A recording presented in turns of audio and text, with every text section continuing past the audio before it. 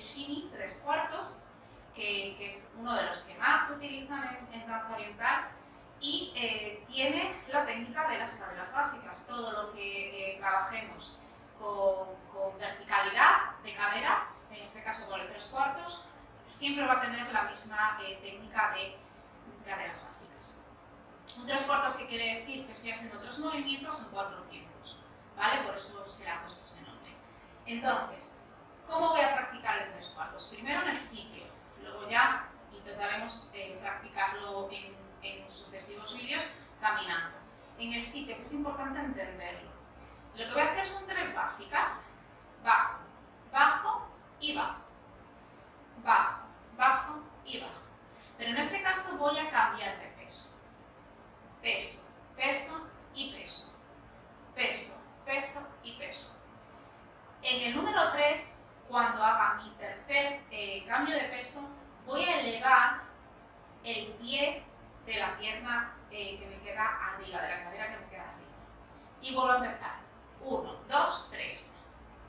1, 2, 3. 1, 2, 3. 1, 2, 3. 1, 2, 3. Ojo con esa subida. Recuerdo, en las caderas básicas no se suben las caderas, solo se bajan. La subida que veis es la consecuencia de la bajada que yo realizo. ¿Por qué os digo eso? Porque es muy fácil hacer el 1, el 2, y en el 3, en vez de bajar esta, solemos hacer esto de subir la pierna. Eso no queda bonito, ni es factible luego para hacer un buen 3/4 caminando. Entonces recordamos que siempre van a ser bajadas de rodilla. Bajo rodilla, y en la siguiente que baja, simplemente es elevar. O sea, elevar de la rodilla para abajo, no la cadera. La cadera ya está arriba porque yo la bajo con la cadera contraria, con la rodilla contraria. ¿Vale? 1, 2, 3.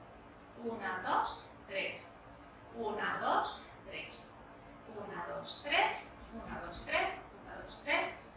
Y es ir cogiendo velocidad. Y este mismo movimiento se va a caminar.